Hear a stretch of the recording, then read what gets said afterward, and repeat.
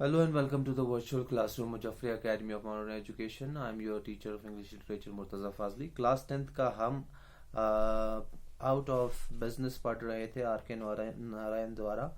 उसको हम आप कंटिन्यू करेंगे आज के लेक्चर को। तो जैसे कि आपने देखा कि किस तरह से उसकी ज़िंदगी में परेशानियां आ गई। अब होता क्या है उसके हाथ में कोई पैसा नहीं रहता है।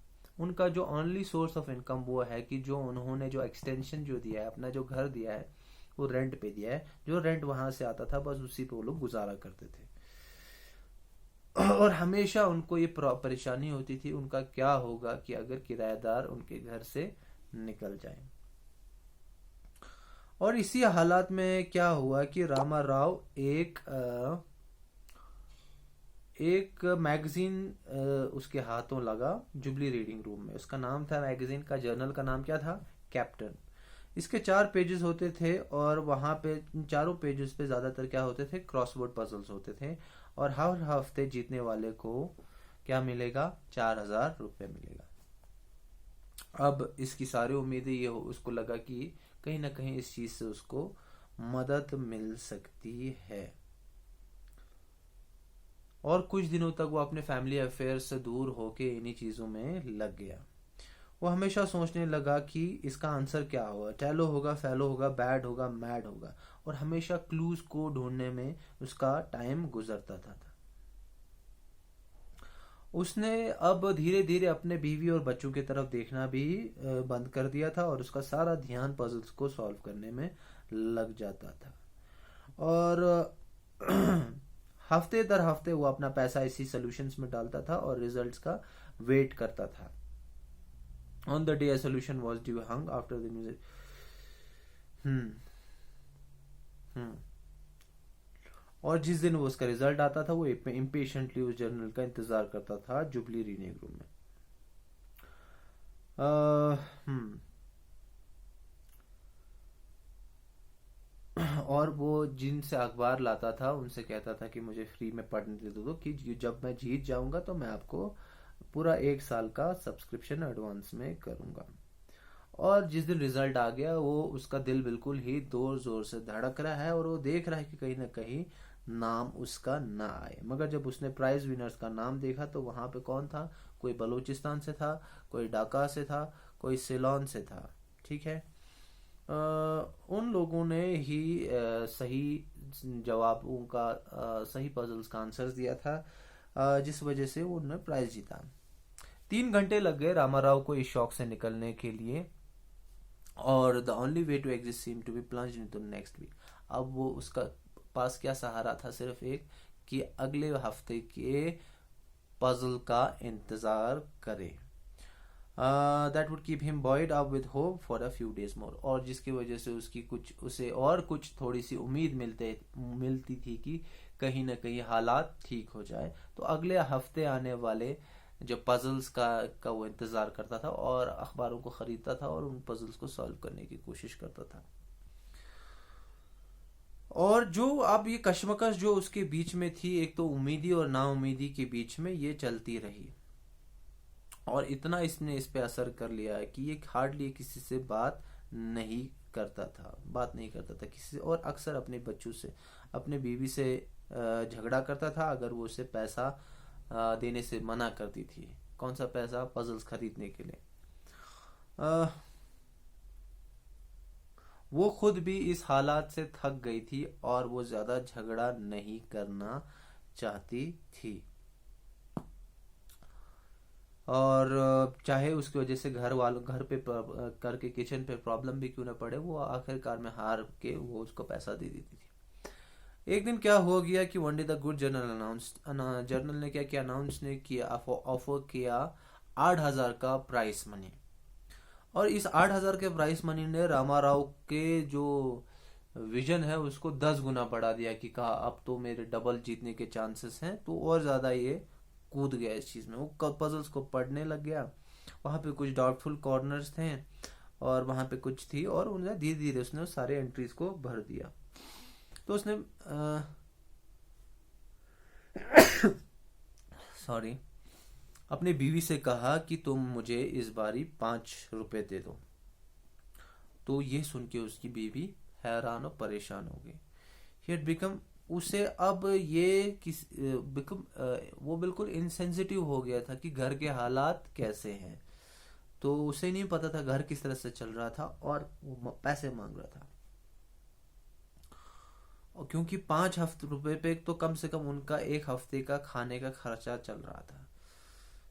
He had disturbed for a moment, but he had only to turn his attention to speculate whether um, वो कुछ हफ्ते के कुछ मोमेंट के लिए डिस्टर्ब हो गया कि मैं क्या कर रहा हूँ, बट उसके बाद फिर दोबारा उसका अटेंशन किस पे गया, अपने उन पजल्स पे। होप होगा आंसर, डोप होगा रोप होगा। तो ऐसे करते, और उसके बाद उसने अपना जो इस सोल्यूशन है वो भेज दिया। अपना पजल्स भेजने के बाद रजिस्टर पोस्ट से अब वो हवा में महल बना रहा था कि अब मैं जीतूंगा, मैं ये करूंगा वो करूंगा। अगर वो कुछ थोड़ा सा अमाउंट जीत जाता है तो वो अपने किराएदारों को वापस भेज देगा और अपने बच्चों को अपने बंगले में वापस ले लेगा, और जो सारा पैसा है वो अपने बीवी के हाथ में देगा ताकि घर का खर्चा चलाए, और कुछ पैसे लेके वो मद्रास चला जाएगा और वहीं पे अपना बिजनेस शुरू करेगा। जैसे कि उसकी बीवी के हाथ में खर्चे के लिए पैसे खत्म होने लगेंगे, वो मद्रास में कोई मुनाफे वाला बिजनेस स्टार्ट करेगा। मगर उस दिन क्या हो गया कि रामा राव ने जब कैप्टन खोला तो उसने देखा कि वहां पे उसका नाम नहीं था। वो बिल्कुल हैरान और परेशान हो गया। वो फ्रस्ट्रेशन में उसे समझ नहीं आ रहा था मैं क्या करूं। शाम को जब वो घर गया तो रेलवे स्टेशन के करीब से गया कि उसका ही slipped in at the level crossing, वो क्रॉसिंग जगह पे वो गिर गया, और वो अंधेरा था, और दूर उसकी नज़र से क्या दिख रहा था कि टाउन के जो लाइट्स हैं रेड और ग्रीन कलर वो ट्विंकल कर रहे थे, और रेड और ग्रीन कलर के सिग्नल पोस्ट जो थे वो भी चमक रहे थे। वो इस कंक्लूजन पे आ गया कि वो अपनी जिंदगी खत्म करेगा और अपनी सारी मुसीबतों को खत्म कर देगा। और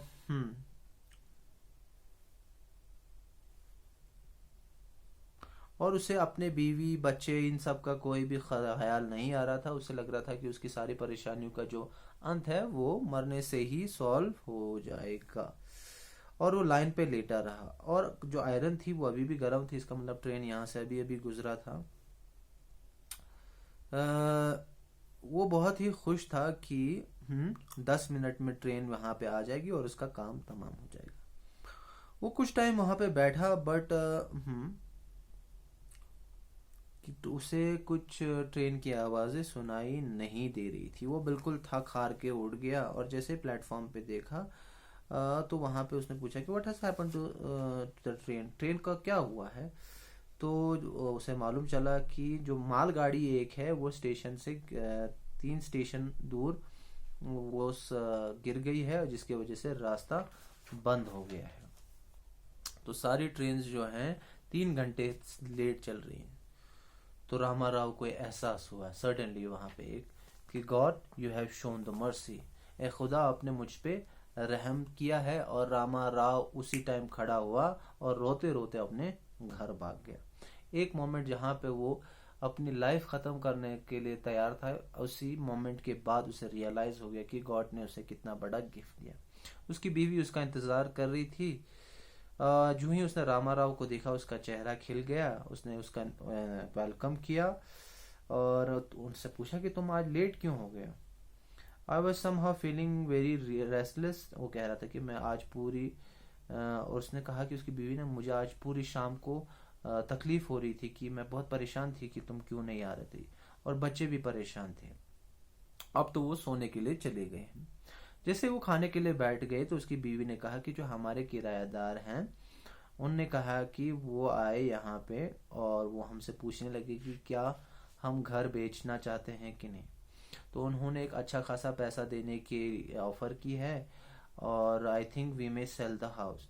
उसने कहा कि हमें घर बेचना चाहिए।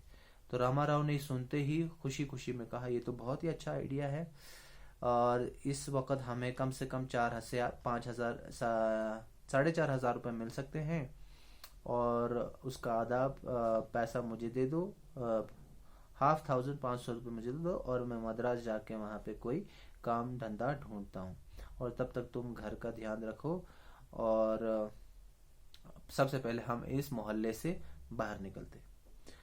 तो फिर उसकी बीवी कहने लगी कि क्या तुम ₹500 सारा पजल्स पे इस्तेमाल करने वाले हो? तो रामा राव थोड़े टाइम के लिए थोड़ा सा मायूस हो गया, और बहुत ही फिर एक एम्फेसिस के साथ कहा कि नहीं नहीं, इसके बाद कभी भी नहीं। तो यहीं पे हम इस चैप्टर को कंक्लूड करते हैं। Thank you very much for your patient listening.